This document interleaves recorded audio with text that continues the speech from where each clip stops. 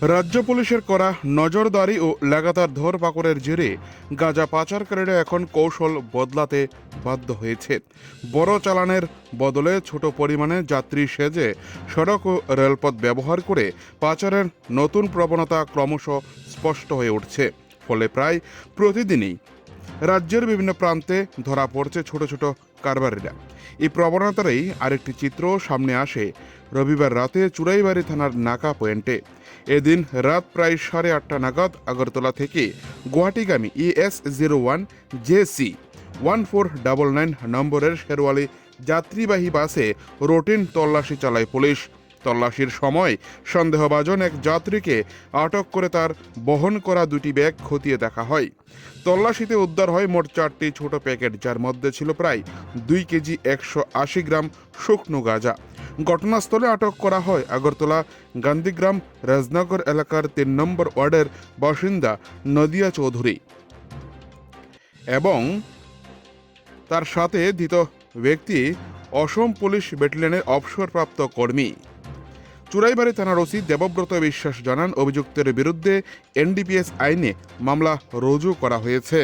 প্রয়োজনীয় পুলিশি প্রক্রিয়া সম্পন্ন করে তাকে সোমবার ধর্মনগর জেলা ও দায়রা আদালতে পেশ করা হয়েছে।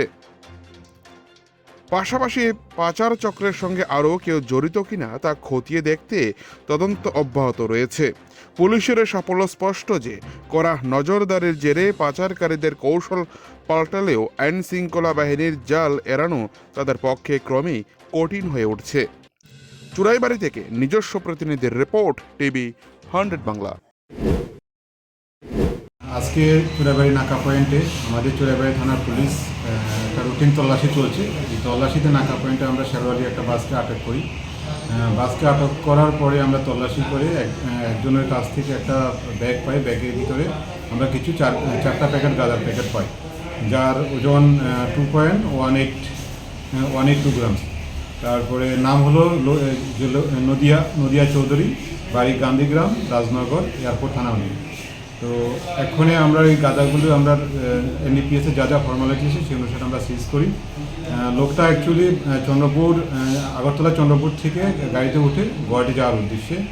তো এখন আমরা তাকে অ্যারেস্ট করি আজকে। তো বাকিটা আমরা তাকে কোর্টে আমরা পুলিশ রিমান্ড থেকে কোর্টে ফরওয়ার্ড করি। গাড়ির নাম্বারটা হলো ES01 JC 1499, এটা শেরওয়ালি বাস, আগরতলা টু গুয়াহাটি। আজকে সন্ধ্যার 8টার দিন।